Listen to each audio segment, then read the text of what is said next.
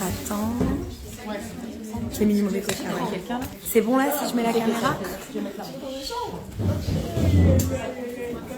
I think this is the biggest successful night I've seen. Wow.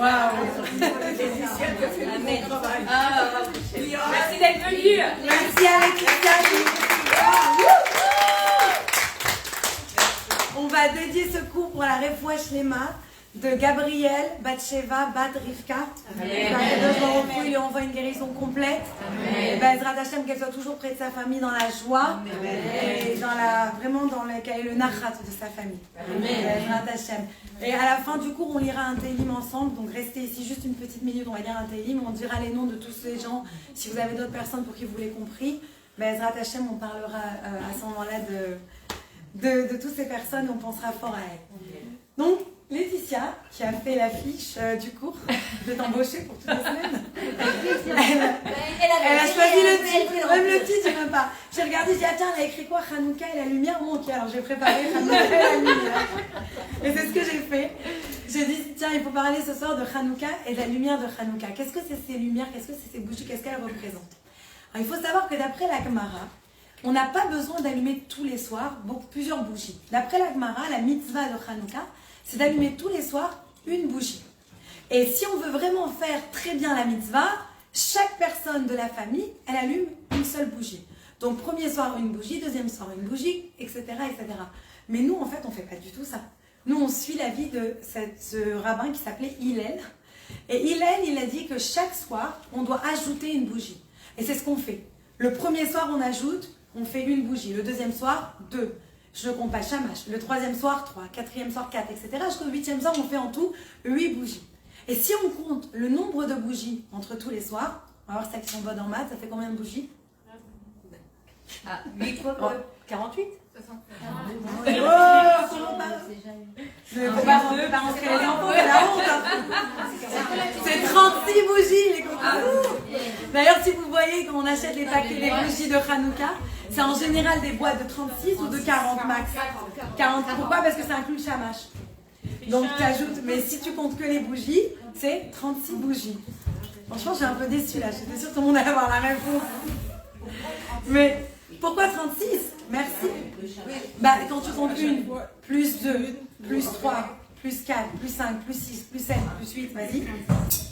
On t'attend. Prends ton téléphone. T'as le droit de tricher. Donc, on a 36 bougies. Et il y a un grand rabbin qui s'appelle le Rokéar qui dit que ce chiffre de 36, c'est pas un chiffre par hasard. Il y a une raison pourquoi on allume ces 36 bougies.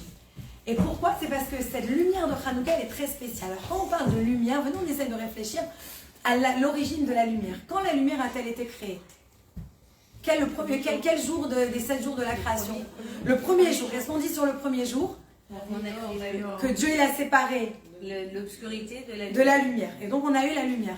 Alors dans ce cas-là, est-ce que tu peux m'expliquer pourquoi le 4e jour, Dieu il a créé quoi? Parce qu'il n'y a pas d'histoire. Il a créé quoi? Non, il a créé le soleil et la lune et les astres. Donc à partir de ce moment-là, on a eu la notion de quoi? On n'a pas notion du jour et de la nuit. Donc c'est contradictoire. Est-ce que Dieu il a créé la lumière le premier jour? Ou est-ce que Dieu il a créé la lumière le 4e jour? Oui, mais il n'y a pas de notion de temps. Non, mais là, c'est dans le temps, oui. Ah si, parce qu'à la fin de chaque création, Dieu il dit Yom Echad, premier jour, deuxième jour, troisième jour, c'est écrit. Donc il y a une notion quelque part du temps. Donc là, on ne comprend pas. Est-ce que Dieu il a créé le premier jour ou est-ce que Dieu il a créé la lumière le 4e jour? Alors la Gemara, elle explique ça dans Chagiga. Elle explique ça, il y a toute une longue discussion. Et elle dit qu'en fait, le premier jour, Dieu il a créé une lumière qui était tellement puissante que cette lumière, elle permettait de voir d'un bout de la terre jusqu'à l'autre bout de la terre. Et vous imaginez la force de cette lumière. Et Dieu, il a pu regarder et puis il a pu voir tout ce qui allait se passer dans les générations. La génération du déluge, la génération de la tour de Babel, la génération de tous les gens qui ont en fait mal agi. Et Dieu s'est dit, c'est une lumière qui est trop puissante. Je ne peux pas la garder dans la terre. Donc je vais la réduire. Donc Dieu, il a pris cette lumière, il l'a réduite. Et c'est là qu'on arrive à l'explication de la Havdalah. Quand le soir, Shabbat, il termine, qu'est-ce qui s'est passé? Juste avant Shabbat, Adam et Chava, Adam et Ève, ils ont été créés. Ils ont fait tout de suite le péché que vous connaissez tous, ils ont mangé de la pomme, etc., de l'arbre qui était interdit. Qu'est-ce qui s'est passé? À cause de ça, après Shabbat, ils se sont retrouvés dans l'obscurité. Il n'y avait plus de lumière sur la terre. Donc Adam, il s'est retrouvé dans le noir. Il a pris 2 pierres, comme on vous avez raconté dans tous les films préhistoriques. Et il les a frottés. Il y a eu de la lumière. C'est pour ça qu'à la Havdalah, on a quoi? Une bougie de Havdalah. Et on met nos ongles dessus. Pourquoi? Parce que Adam et Chava, quand ils sont nés, quand ils ont été créés plutôt, ils étaient couverts d'ongles. Et quand après ils ont péché, l'ongle il est resté que sur le bout des doigts comme un rappel de ce qu'ils avaient fait. Adam et Chava, ils étaient couverts, leur peau, leurs habits, c'était des ongles. Tout le corps au début. Et quand ils ont péché, c'est resté que dans les ongles, que dans l'extrémité des doigts. C'est quand même mieux pour la voix. Donc en fait, non mais avant ça dérangeait pas d'être tout nu. C'est encore un autre cours qu'on peut faire. C'était une autre histoire, mais c'était transparent, un peu comme Avatar. Alors que là, quand on allume la Havdalah, on allume cette bougie pour se rappeler justement de la lumière qu'il a fallu ramener dans le monde parce que le monde était obscur. Et on fait ça avec nos mains. C'est quoi ça? Il y en a certains qui montent moi pendant 5-6 fois. C'est parce qu'à ce moment-là, on se rappelle de Adam Arishon. On se rappelle du premier homme. Ça, c'est l'histoire de la Havdalah. Donc, on va faire une petite pause. On revient à notre question. Quel jour donc la lumière a été créée? Est-ce que ça a été le premier jour quand il a séparé l'obscurité de la lumière? Ou est-ce que ça a été le 4e jour? Le premier jour. Donc, le premier jour, tout à fait. Il a créé la lumière originelle. C'était une lumière, en fait, qui permettait de voir toute la vérité du monde. C'est-à-dire un peu comme si vous voulez un X-ray du monde, une radio du monde. Vous pouvez voir tout ce qui se passait dans le monde. Et Dieu, il s'est dit, c'est une trop grande révélation. Quand il a vu les générations d'après, il dit, il ne mérite pas cette lumière. Je vais la garder, je vais la diminuer, je vais la ressortir quand il y aura le Mashiach. Mais, dans l'année juive, on la ressort et on la revoit plusieurs fois. Un des moments où on la revoit, c'est quand? Hanouka. 36, c'est pas juste n'importe quel chiffre. Si vous comptez, Avraham et Chava, ils ont été créés un vendredi. Le vendredi a eu 24 heures, ce vendredi. Plus 12 heures, vous ajoutez de Shabbat. En tout, il y a 36 heures. Les 36 heures où ils ont pu profiter de cette lumière et vraiment de ressentir cette lumière originelle et pouvoir se nourrir de ça, ce sont les 36 heures où Dieu il nous redonne un peu cette lumière tous les Shabbats. Et c'est pour ça que comment on fait rentrer le Shabbat? Avec des bougies. On allume parce qu'on ramène la lumière sur la terre. On rallume, on ramène cette lumière-là. Et c'est pour ça que comment on fait sortir le Shabbat? Avec une bougie. On fait la Havdalah. Encore une fois, on voit cette idée de bougie. Et c'est pas pour n'importe quelle raison qu'on a des bougies. Parce que la bougie, c'est écrit plusieurs fois, on voit dans le roi Shlomo, etc., que la bougie, on dit que c'est l'âme du monde. Donc c'est pour ça que vous voyez des gens, quand ils ont les gâteaux d'anniversaire, par exemple chez nous, on va pas souffler sur une bougie. On a été habitués, on ne fait pas ça. Pourquoi? Parce qu'on estime que la bougie, elle représente une âme. Et Dieu, il nous a donné la vie, il nous a donné une âme dans notre corps par le souffle. Donc je ne vais pas utiliser mon âme pour aller souffler sur une autre âme. Donc en fait, on bouge avec la main, on peut faire comme ça la bougie, mais jamais, on souffle, on n'éteint jamais une bougie avec la bouche. Si vous remarquez, vous allez voir, il y a plein de gens qui ont cette coutume-là. On fait toujours très attention. Donc on fait ici que c'était une lumière très très spéciale. Ça s'appelle dans le terme du Zohar, Or Aganou. C'était une lumière qu'on a cachée et qu'on attend juste de révéler. Si Dieu veut, à chaque fois on la voit des petites révélations avec Hanouka, avec Shabbat, etc. Et cette lumière, elle reviendra quand il y aura Mashiach. Et cette lumière, David Amelach, il nous dit, elle est très spéciale. C'est une lumière qui permet aux tzadikim, aux saints, de voir des choses que personne d'autre ne peut voir. Donc eux, ils ont la révélation, ils peuvent voir cette lumière. Je vais vous illustrer ça tout de suite par une histoire.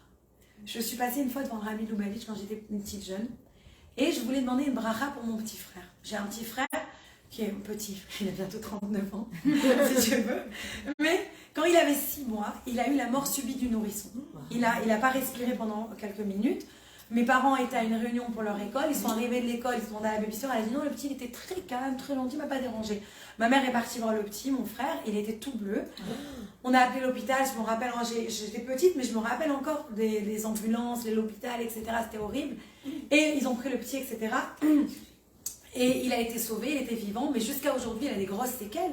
Il a presque 39 ans, mais il est comme un enfant de 5-6 ans. Et donc, je me suis rappelée de ça. Et donc, ce frère-là, je l'ai toujours dans mon cœur. Et donc, je suis allée voir le Rabbi Lubavitch. La première fois, je devais avoir peut-être une dizaine d'années. Et je suis partie, je voulais absolument demander au Rabbi Lubavitch une bénédiction pour mon frère. Et voilà que j'arrive, c'est mon tour, il y avait des milliers de personnes ce soir-là. Et c'est mon tour, et j'arrive dans le Rabbi Lubavitch pour parler. Et j'ai à peine le temps de recevoir $1 que le secrétaire il me pousse, parce qu'il y avait tellement de monde, il voulait pas que les gens ils s'attardent, c'était déjà 11h minuit, il voulait pas que le rabbi reste toute la nuit à donner des dollars, donc il m'a poussé. J'étais tellement énervée, mais je voulais vraiment le tuer, j'avais déjà un caractère petit, j'étais très très énervée, je suis partie comme ça vraiment énervée et tout, et d'un seul coup j'entends tout est calme derrière moi. Et j'entends ma mère au bout de quelques minutes, elle me dit Sarah. Alors je me retourne et je vois que le rabbi il a arrêté la ligne et il me rappelle. Wow. Alors, bien sûr, je suis revenue bien gentiment. Je suis revenue, j'ai dit oui, Rabbi. Ah, il m'a dit en français, il m'a dit tu voulais une bracha pour ton frère? Non, je vais rien dire. J'ai dit oui. Alors, il m'a donné $1, il m'a dit voilà, tu le donneras à ton père quand tu arrives à Grenoble, qu'il le mette dans la tzedaka. Et je suis repartie avec la bénédiction du Rabbi. Et on peut se poser la question, mais comment il a vu? Comment il a su? D'où il savait que je voulais parler de mon petit frère? Mais comment? C'est quand tu réfléchis, il n'y a aucune logique à ça. Mais une des logiques, c'est ce qu'il dit David Ameller dans le Tehillim 112. Zerar bar rocher or laïcharim. Il dit qu'en fait, toute cette obscurité que nous on a, les tzadikim, eux, ils voient les choses. Combien de gens ils vous disent, ils sont allés voir Rabbi David Pinto, ils sont allés voir ce rabbin, ce rabbi, et on leur a dit des choses, ils disent, mais d'où il sait? Comment il sait? Parce que les tzadikim, les vrais, ils ont une révélation divine et ils peuvent voir. Donc quand on parle de cette lumière, c'était pas juste une lumière pour éclairer. Parce que ça, oui, on l'a eu le 4e jour quand on a eu le soleil et la lune. C'était une lumière en fait de vérité. Une lumière qui te donnait une meilleure vision de la vie, de ce qui se passait vraiment. Tu voyais pas juste l'extérieur des gens. Tu voyais la personne dans son essence, telle qu'elle était. Vous imaginez combien de disputes, combien de problèmes on aurait évité? Et c'est pour ça que quand on arrive aux lumières de Hanouka, les lumières de Hanouka, on n'a pas le droit de travailler pendant tout le temps qu'elles brûlent et on n'a pas le droit de les utiliser. Vous n'avez pas le droit d'éteindre toutes les lumières et de lire votre livre au feu de la Hanouka. Ça ne marche pas, c'est interdit. D'ailleurs, on le dit quand on chante à Nerot Alalou. Qu'est-ce qu'on dit? On dit à Nerot Alalou, Kodesh En. Ça veut dire quoi? Elles sont Kodesh, elles sont sacrées. J'ai pas le droit de les utiliser. Et là, les Shtamesh, j'ai pas le droit de les utiliser. Et là, l'Irotan, je peux seulement les regarder. C'est pour ça que quand on allume la Hanouka, je ne sais pas si vous savez, mais vous devez laisser les lumières allumées dans la maison. Pour celles qui veulent faire un effet sympathique, c'est pas le soir. On fait le disco un autre soir parce que ça, c'est des lumières où on ne doit pas les utiliser pour quoi que ce soit d'autre, juste pour en profiter pour les regarder. Donc là, on comprend qu'elles sont très très importantes. Alors là, je vous amène une autre question. Je me dis, ok, elles sont vachement importantes, mais pourquoi on les allume à la base? C'est quoi l'histoire de Hanouka? On vous l'a toute raconté quand vous étiez petite. Pourquoi on allume les bougies? Pourquoi on allume des bougies pendant 8 soirs? En souvenir de cette fiole qui a été retrouvée. Bravo. Donc il y a eu, pendant des années, les Juifs ont été oppressés. Les Juifs vont devoir se battre. Les Maccabim, ils vont diriger la bataille. Ils vont devoir se battre contre les Grecs qui étaient une armée énorme. Ils vont gagner la bagarre. Et là, ils rentrent dans le temple et ils cherchent une petite fiole d'huile. Et toute la mitzvah de Hanouka est basée sur la petite fiole d'huile. Mais laisse-moi te poser une question, c'était quoi le miracle de Hanouka? C'est la petite fiole d'huile? Ou c'est qu'ils ont gagné la bataille? C'est la petite fiole d'huile qui a tout à Mais excusez-moi, c'est qu'ils ont gagné la bataille. S'ils n'avaient pas gagné la bataille, ils ne se seraient jamais rentrés dans le temple. Et je vais te poser une autre question pour te faire comprendre. S'ils n'avaient pas allumé la fiole d'huile, est-ce qu'on aurait quand même gagné la fête de Hanouka? Est-ce qu'on aurait quand même réussi notre révolte? Oui. Bah oui, ils ont fait partir les Grecs d'Israël. Oui. Donc si vous vous posez une bonne question, c'est important. C'est qu'en fait, à quoi ça sert d'allumer les bougies? La vérité, qu'est-ce qu'on aurait dû fêter? La victoire. Bah oui. Qu'est-ce qu'on fête à Pourim? Je vais te prouver. Dans toutes les autres fêtes, c'est comme ça. Pourim, qu'est-ce qu'on fête à Pourim? C'est quoi l'histoire de Pourim? Qu'est-ce qu'on fait? Que Haman, il voulait nous tuer et on a été sauvés. Quel jour on a tué tous nos ennemis et on a été vraiment sauvés du miracle? Le 13 et le 14 Adar. D'accord? C'est le jour de la fête. Donne-moi un autre jour. Donne-moi Pessah. Quel jour on est sorti d'Égypte? Le 14 Nissan, c'est le jour de la fête. Donne-moi toutes les fêtes. Alors que Hanouka, si je te demande quel jour on a fini la guerre et on a gagné, tu peux me dire. Mais tu peux me dire qu'on a allumé une petite fiole d'huile. Donc tout le miracle, il est venu autour d'une petite fiole d'huile. Bah, je crois que l'histoire elle est un petit peu faussée quelque part. Parce que c'est vrai qu'on a tendance à nous dire que c'est la fiole. Ou elle n'est pas faussée, mais la fiole d'huile, elle était tellement importante. Oui, elle était importante. C'est devenu toute la fête, alors il faut qu'on explique ça. C'est quoi cette fiole d'huile? C'était une petite fiole d'huile. Parce que, imaginez, ils ont terminé la bagarre, ils ont terminé, etc. Ils arrivent dans le temple. Ils auraient pu attendre. Vous savez qu'est-ce qu'ils auraient pu attendre? 8 jours. 8 jours, ça prenait à faire encore de l'huile toute fraîche et toute cachère. 8 jours. Donc au pire, ils auraient attendu 8 jours, ils auraient allumé ça un jour et c'était fini. ça aura attendu 8 jours. Donc on voit que, en fait, tu aurais pu très bien t'en passer de la fiole d'huile si tu réfléchis. Mais tu réalises qu'il y a une importance, bien sûr, il y a une importance à cette fiole d'huile. Et c'est ça qu'on va essayer d'expliquer. Oui, en fait, toute l'huile, on dit que toute l'huile qui était dans le temple, elle a été souillée. Elle a été souillée, il en est resté une seule qui n'a pas été souillée. Voilà. Mais quelle était l'urgence d'allumer la menorah tout de suite? Le temple, il était encore dégoûtant, tout sale, tout souillé, tout pourri. Ils auraient pu prendre plus de temps, laver le temple, etc. Et 8 jours après, allumer, faire une grande fête. T'es pas obligé de faire la fête tout de suite. Tu viens de sortir de la guerre. Prends un peu de temps, range le temple, mets-toi tout en place, et 8 jours après, t'invites tout le monde, party time, right? Mais là, il fallait vite, on allume maintenant. Qu'est-ce qui était tellement important d'allumer maintenant? La Kedusha. Oui, la Kedusha est quoi? C'est quoi cette lumière? La Shrina. C'était la lumière de la Shrina, c'était cette organo, cette lumière révélée. Ils ont réalisé que c'est pas seulement de faire des guerres et de les gagner qui compte. On peut jamais arrêter une histoire et fêter juste une bagarre sur quelque chose de négatif. Que tu veuilles ou pas, tu as gagné une bataille, il y a des gens qui sont morts, c'est négatif. Tu dois toujours avoir quelque chose de positif. Et toute l'idée, elle est quoi? Tu dois emmener la lumière de Dieu et éclairer le monde. Quand on allumait la Hanoukia, la lumière, elle allait dans toute la terre. Les fenêtres du temple, elles étaient pas comme des fois nous on a des fenêtres, on veut que le soleil rentre à l'intérieur. C'était au contraire, la lumière elle sortait vers l'extérieur. C'était la lumière qui venait chez tout le monde. Pour vous expliquer cette idée, maintenant on parle de cette histoire que j'ai entendue de Rabbi Y.Y. Jacobson. Il dit qu'il y a une fois une femme qui lui a écrit une lettre, un email, parce que les lettres ça n'existe plus. Elle lui a envoyé un email, elle lui a dit écoutez, je viens d'avoir une expérience qui m'a troublée, il faut absolument que je partage avec un rabbin. J'étais à Tel Aviv et je suis allée manger, je ne sais pas si vous avez déjà entendu, ce restaurant pour les aveugles. Vous avez déjà entendu parler de ce resto? C'est un restaurant où en fait on veut te faire ressentir ce que c'est d'être aveugle. Et donc c'est noir total, voilà, le noir total. Et tu rentres, tu dois marcher, toucher, t'asseoir, tout dans le noir.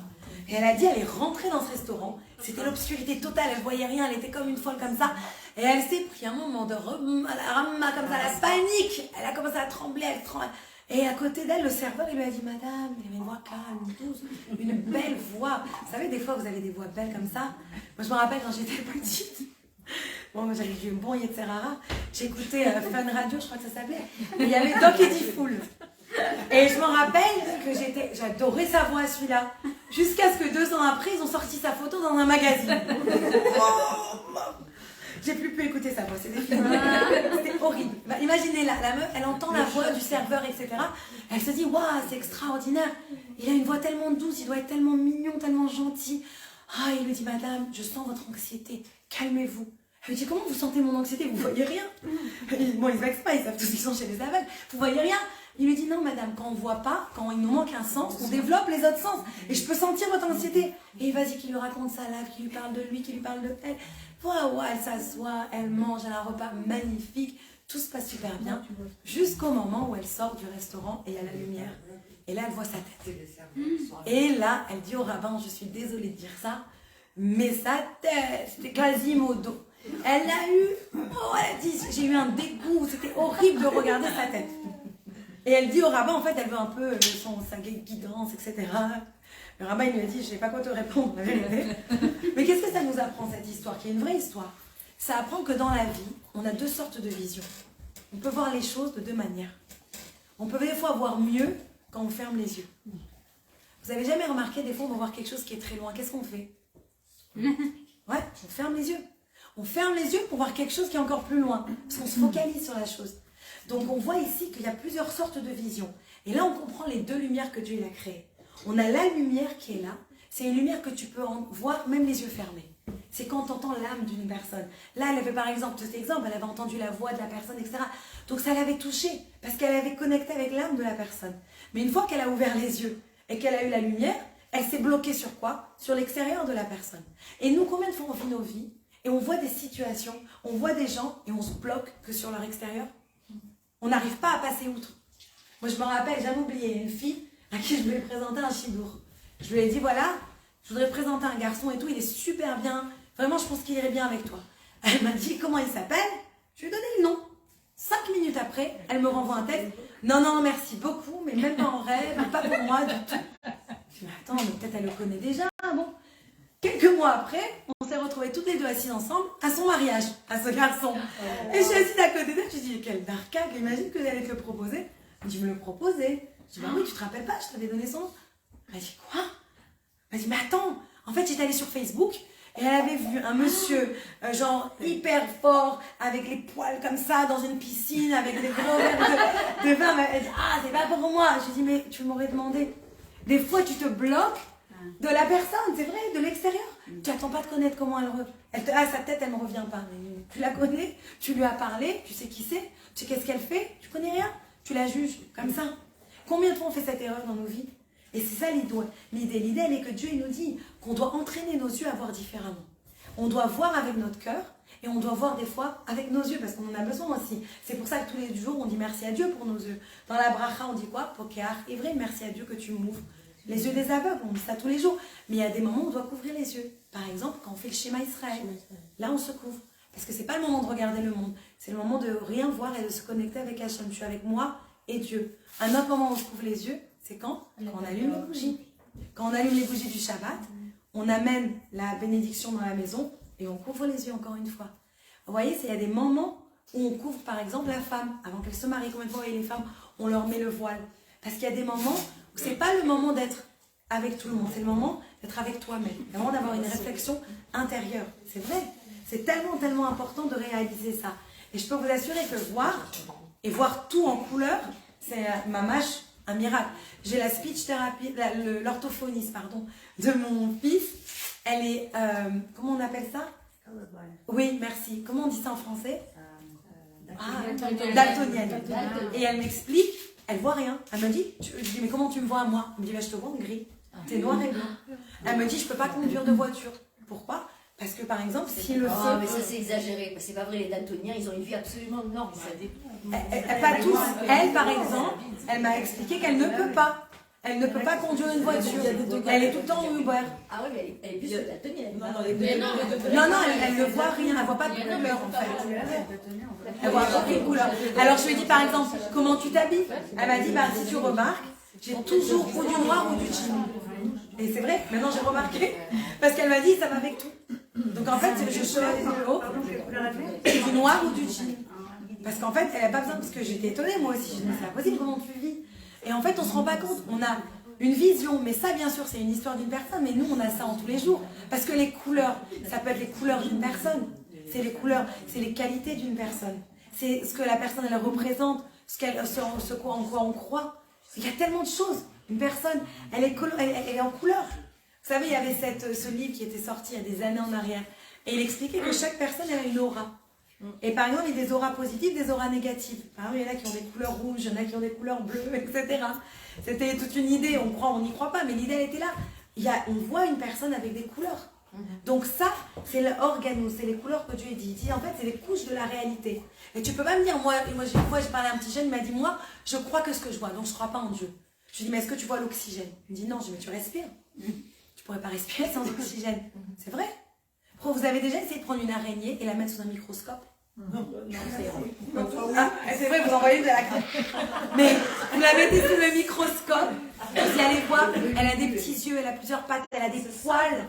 Mais c'est extraordinaire quand on met quelque chose sous un microscope, on voit la chose différemment. Pourtant, c'est la même chose.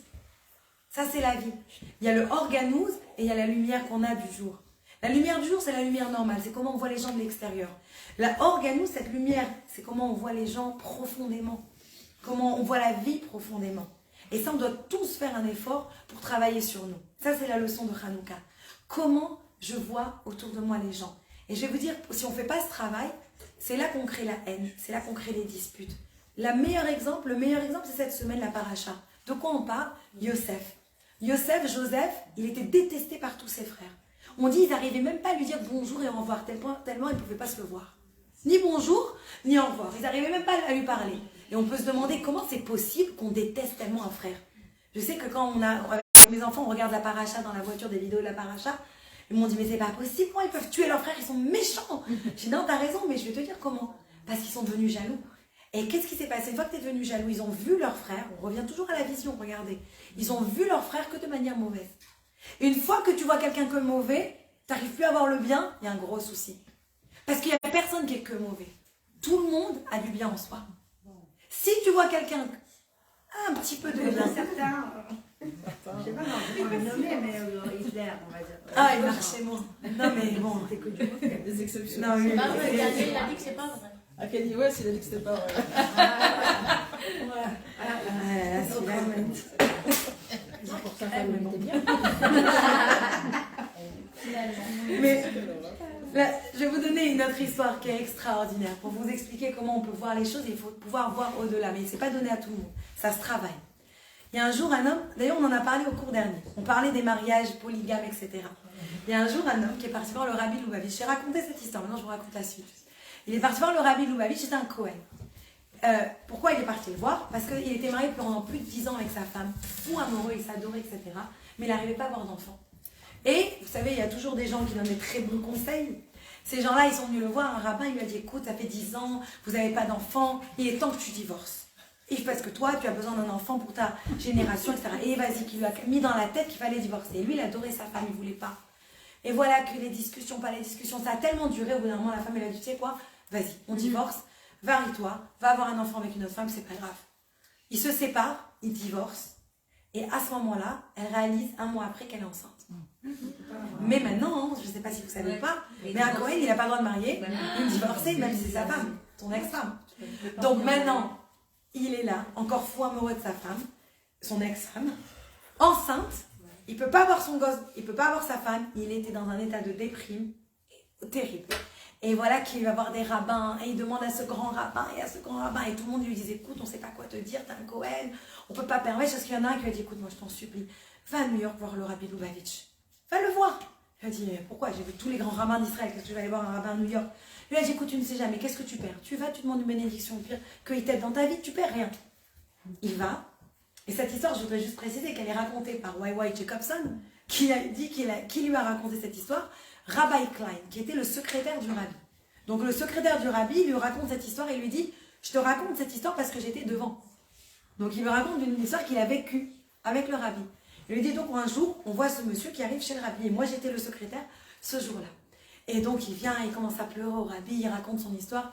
Et le rabbi lui dit, écoute, il faut que tu parles à ta mère. Alors il dit, bon, peut-être le rabbi n'a pas compris quel rapport ma mère. Je suis partie voir tous les grands rabbins du monde, jusqu'à New York, quel rapport ma mère. Alors il recommence à dire, non mais rabbi, vous n'avez pas compris le problème, j'ai déjà été voir ce rabbin, j'ai voir ce rabbin. Le rabbi, il écoute, il entend, il le sourit, il lui dit, il faut que tu ailles voir ta mère. Parle avec ta mère. Alors il comprend pas, tu vois. Il sort un peu énervé quand même. Il dit, attends, qu'est-ce que je suis venu jusqu'à là perdre mon temps?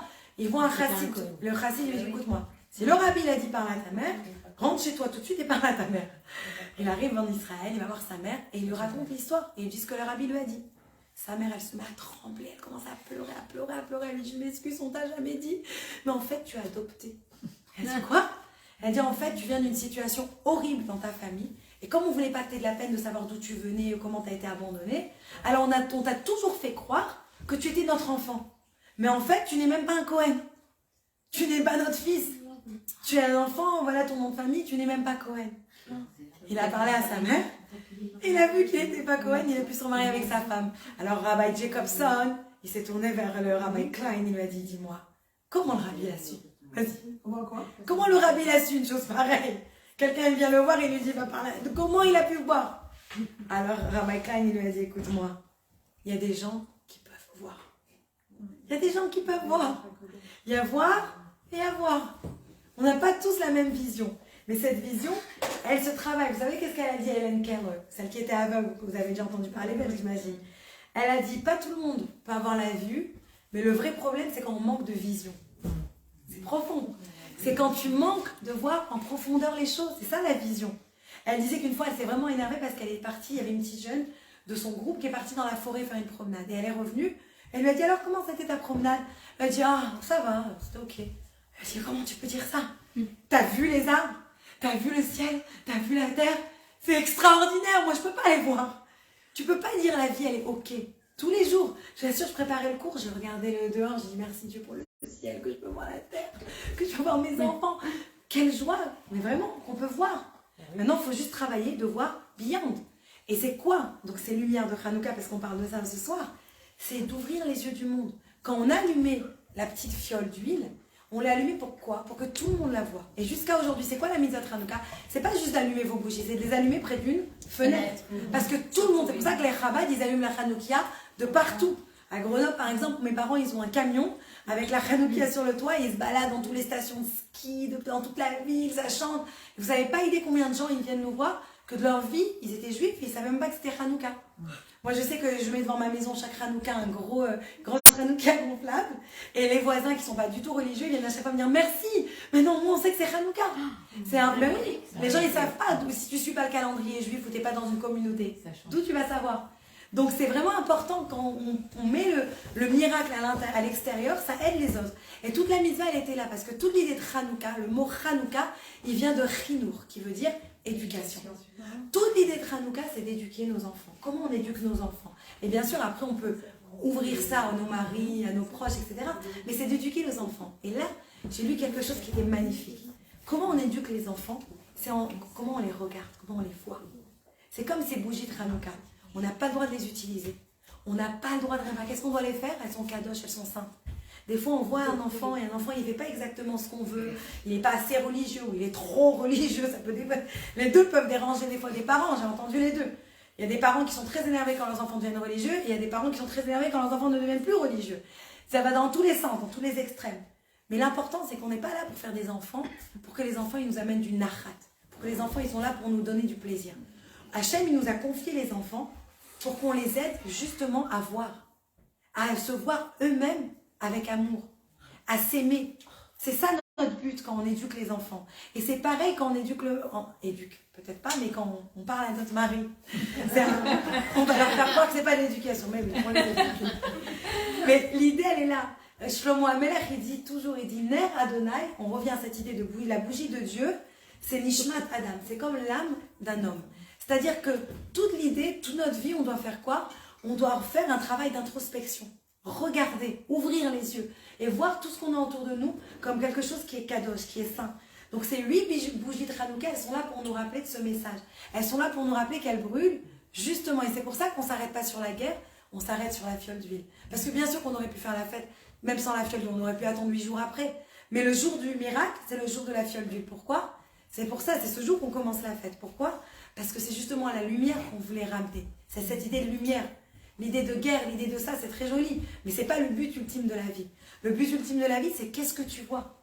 Comment tu vas taper, comment tu vas attraper cette lumière qui est cachée et qu'est-ce que tu vas faire avec? C'est ça. Comment tu vas parler aux gens? Comment tu vas voir les autres?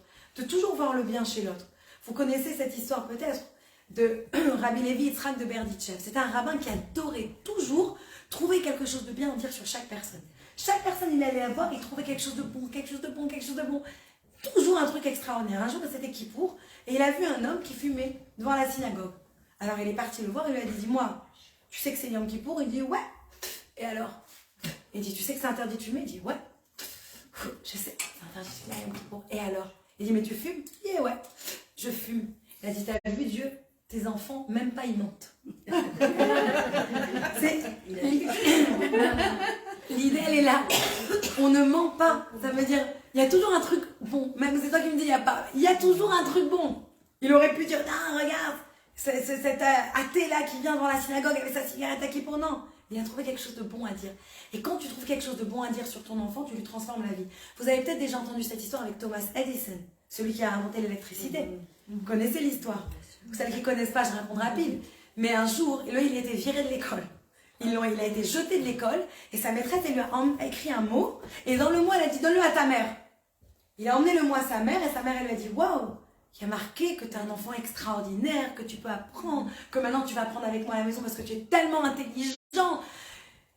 On passe forward plusieurs années, il est devenu un génie. Grâce à lui, on a la lumière ce soir.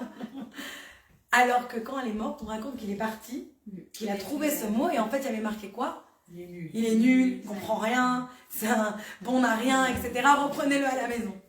Tout est comment on regarde l'autre personne. Vous savez que Shalom Bayit, quand il y a la paix entre les couples, c'est pas qu'il n'y a pas d'argument entre les couples. Il y a l'argument. Mais c'est qu'on est quand même capable de se voir avec amour, malgré qu'on n'est pas d'accord. Et c'est ça le Shalom Bayit. C'est pas qu'on est toujours... C'est pour ça que quand on parle des frères qui se disputent, on voit que le mot Shalom, il manque un vav. Il n'est pas complet. Parce que tu peux ne pas être d'accord avec des gens. Tu peux te disputer, entre guillemets, avoir un argument, mais tu peux pas arrêter d'aimer l'autre personne. Si tu arrêtes de voir le positif chez l'autre, il y a un gros problème. Et c'est là que tu arrives à vouloir le tuer. Et c'est ça qui s'est passé avec les frères. Ils n'arrivaient même pas à dire bonjour. Quand tu peux pas dire bonjour, au revoir à une personne, c'est là que tu sais qu'il y a un souci, il faut que tu travailles sur ta relation. Il faut que tu travailles sur la lumière. Cherche cette lumière, amène cette lumière. Et tout peut être transformé en positif. Vous connaissez peut-être l'histoire de ce garçon qui était en classe tout le temps comme ça. Tout le temps. Alors au début, les profs, toujours, ils étaient en train d'essayer de lui dire « Mais t'arrêtes, mais qu'est-ce que tu fais ?» Si c'était aujourd'hui, ils auraient dit « Il faut lui donner de la Ritaline. » Le gars, il arrêtait pas. Jusqu'à que des années après, il est tombé sur un prof qui lui a dit « Un jour, viens, j'ai un cadeau pour toi. » Qu'est-ce qu'il lui a donné? Un drum set, un tambour. Et ce garçon, il est devenu un grand musicien. Parce qu'en fait, il avait juste besoin de bouger ses doigts. Il y a des enfants comme ça, c'est pas que l'enfant il avait un problème, c'est qu'il fallait savoir comment on le voit. C'est tout la vision, c'est tout comment on le voit. C'est pour ça que les lumières de Hanouka, on doit les regarder. Parce que c'est ça la leçon de Hanouka. Le rabbi précédent, il disait que tous les soirs de Hanouka, chaque lumière, elle nous raconte une histoire. Mais il faut arriver à entendre quelle histoire, quel message on nous raconte. Et ça, c'est vraiment important. Vous savez, ce frère dont je vous ai parlé au début du cours, en France, imaginez en plus à l'époque, imaginez à 39 ans, donc imaginez à l'époque, ils apprenaient rien. Mais c'était vraiment une horreur ce qu'on offrait pour les enfants de cet âge. Et je me rappelle qu'une fois, ça m'avait vraiment énervée. J'ai dit, tu sais quoi, je vais moi lui apprendre l'alphabet. J'avais commencé à lui apprendre A et B et C. Et j'étais après allée au rendez-vous avec le psychiatre et mon père. Et le psychiatre qui voulait nous expliquer qu'il ne pouvait rien apprendre. Et je dis, ah oui, ça m'a bien énervé. J'ai pris une feuille, je pris un souris, je dis, allez, vas-y, Maïmon. A, B, C. Et voici qu'il a écrit, le psychiatre. Je dis, vous voyez, c'est parce que vous le regardez mal. J'ai dit, si vous le regardez avec plus d'amour, et vous verrez, ma sœur Esther, elle me parlait justement aujourd'hui de ce film. Peut-être vous avez entendu parler, Hors Norme. Vous avez entendu parler de ce film? Qui parle de l'histoire de Stéphane Benamou. C'est un tzaddik de France qui s'occupe des enfants qui ont des hors normes. Mais il y a des, je pense qu'il y a Vincent Castel dans le film et tout ça. Hein. C'est un film qui est très connu. Nakache, les frères. Les frères Nakache, voilà. Non, c'est Nakache et Toledano. Et Toledano, voilà. Moi, je suis nulle. Elle me... Et essayez de regarder, vous allez voir. Et en fait, elle raconte que dans ce film, on parle, c'est une vraie histoire, et on parle de ce tzaddik que je connais personnellement, ma famille le connaît parce qu'il s'est occupé de mon frère plusieurs fois, Stéphane Benamou. Et ils disent qu'il a reçu les services sociaux, parce que vous savez en France comment ils sont, il faut tout faire comme ça, bêtement.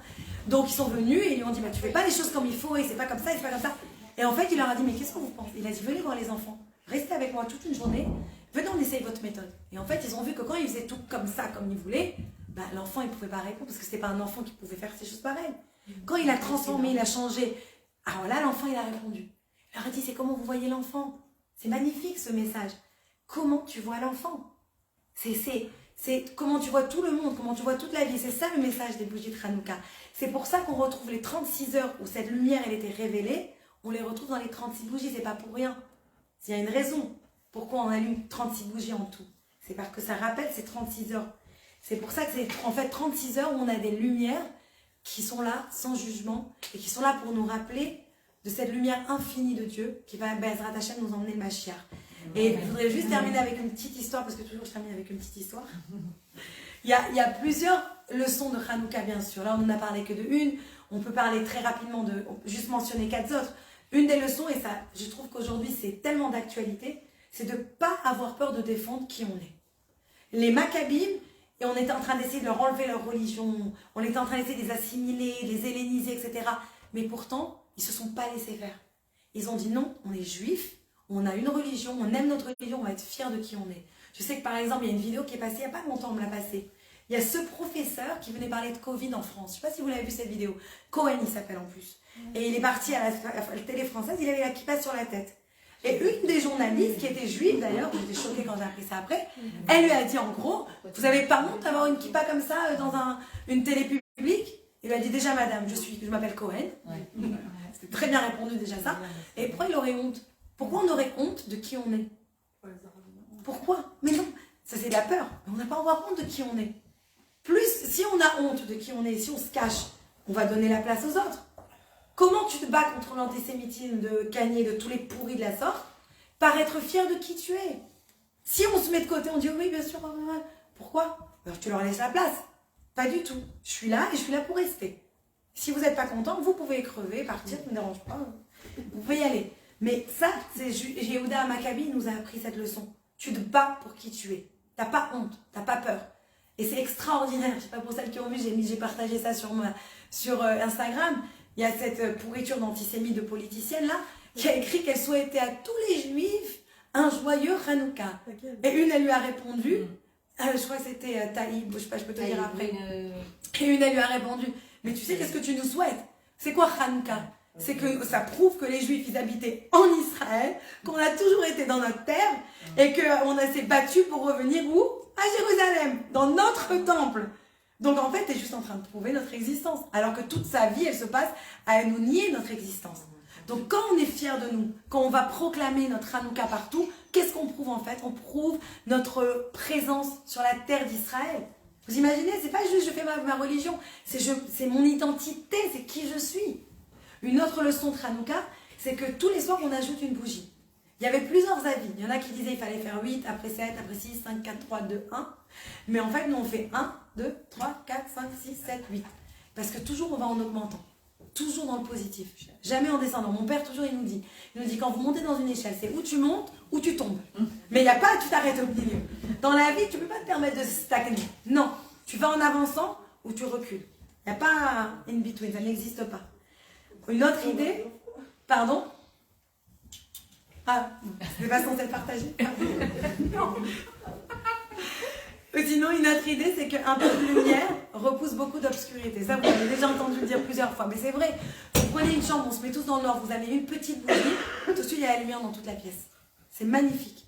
Alors que essayez de mettre un peu d'obscurité ici, non, il y a trop de lumière. Il faudra beaucoup d'obscurité pour éteindre cette lumière. Donc ça, c'est toute l'idée. Des fois, ça veut dire quoi en pratique? Que des fois, dans nos vies, on voit que tout va mal.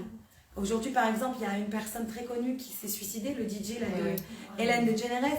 Et je parlais avec une amie et qui d'habitude vient en cours, elle ne pouvait pas venir ce soir. Elle me dit, tu sais qu'il était toujours déprimé parce qu'il était à l'école. Ils ont les enfants dans la même école, donc elle le voyait tout le temps. Elle me dit, c'était un gros déprimé. Alors des fois, je me dis, quand vous voyez qu'il y a quelqu'un qui est déprimé, je ne savais pas, quelqu'un qui est triste, quelqu'un qui est déprimé, mettez-leur un peu de joie dans leur vie. Vous allez dire, ouais, que ça va lui changer. Vous savez ça? Un sourire, une petite parole gentille, ça peut les protéger aujourd'hui de ne pas se suicider. Donc toujours, rappelez-vous cette idée. Un peu de lumière, ça repousse beaucoup d'obscurité. Quand ça va pas, on n'est pas obligé de changer notre vie 360 degrés. Petit à petit, une petite chose par après une petite chose, ça nous donne la force. Et enfin, avant de passer à l'histoire, une dernière idée, c'est que la lumière, ça se partage.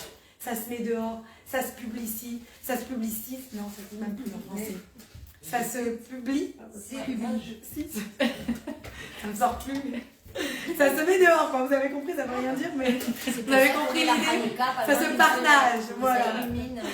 Voilà, ça s'illumine, ça va toujours vers l'extérieur. Et je sais que j'ai vu ça parce que j'ai grandi avec des parents qui ont toujours fait l'allumage public dehors à Grenoble sur une place où il y avait tout le monde qui passait. Et j'ai vu à quel point les gens juifs, les gens non juifs, tout le monde venait. Parce que ma mère, elle faisait des super bons beignets tous les soirs. Elle fait des beignets avec du thé et du café. Donc tout le monde venait, tout le monde partageait. Tout le monde, ça veut dire c'est une lumière qui n'a pas besoin. Tout le monde est touché par cette lumière. Tout le monde est réchauffé. Tout le monde a envie d'en profiter. Et ça, on le voit dans nos vies. Quand on partage notre lumière, des fois, vous avez des gens, ils sourient, ils vous parlent, vous vous sentez déjà mieux. Il y en a, ils viennent, ils vous mettent la somme en 2 minutes. Pour lui dire ça, va-t'en, on part chez toi. Mais c'est vrai, on a une aura. On peut la partager. Et la lumière, vous pouvez la prendre. Et allumer 10 000 bougies avec, ça vous enlève rien. La flamme, elle reste pareille. C'est quelque chose qu'on peut partager toujours. Ça ne va rien vous enlever. Ça va juste ajouter. Et je voudrais juste, comme promis, terminer avec cette petite histoire. Le Rabbi Rachav, c'était un des rabbis de Lubavitch. Il avait plusieurs chassidim, mais comme tous les rabbins, plusieurs fois par an, il y avait tous les chassidim, tous les étudiants, tous les élèves qui venaient pour prendre une bénédiction. Et il y en avait un, c'était un marchand de diamants. Et chaque année, quand il venait voir le rabbin, il prenait un diamant qu'il avait bien poli, un beau diamant, et il l'offrait en cadeau au Rabbi Rachav. C'était sa contribution, d'y acheter avec à manger au pauvres, ce que vous voulez. Mais donc, il se sentait vachement important de faire un cadeau pareil. Imaginez un beau diamant comme ça. Mais quand il arrivait chez le rabbi, il voyait que la cour, elle était remplie des gens, des pauvres, des gens qui n'avaient pas d'argent, des fois des habits déchirés, tout le monde pleurait pour des problèmes de parnassa, pour des problèmes de ci, pour des problèmes de ça, des gens qui se plaignent et qui se plaignent. Et lui, il devait faire la queue comme tout le monde. Et il s'est dit, mais c'est pas normal. Moi, je viens, j'offre des diamants, j'amène de la positivité, je devrais passer en premier. Et chaque fois, il ruminait comme ça, il ruminait. Et il dit, c'est pas normal que le rabbi ne donne pas plus d'honneur. Jusqu'à ce qu'un jour, ça arrivait à son tour de passer devant le rabbi.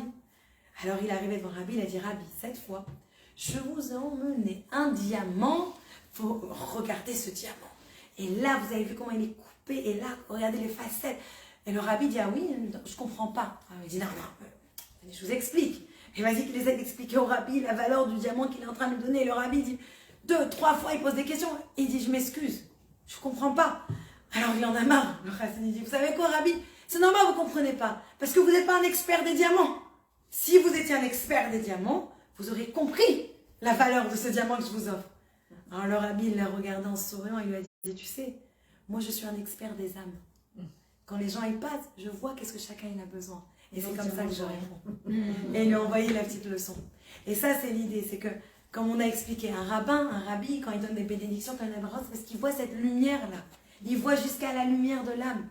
Et quand on allume les bougies de Hanouka, toute l'idée, elle est là. Qu'on doit travailler, peut-être chacun, penser à une relation dans vos vies que vous pouvez arranger. Que ce soit avec vos enfants, que ce soit avec vos parents, que ce soit avec une amie, que ce soit avec quelqu'un, quelque chose où on peut transformer la relation et raviver la flamme et ramener la lumière, si Dieu veut, dans le cœur de chacune et pour éclairer le monde. Amen.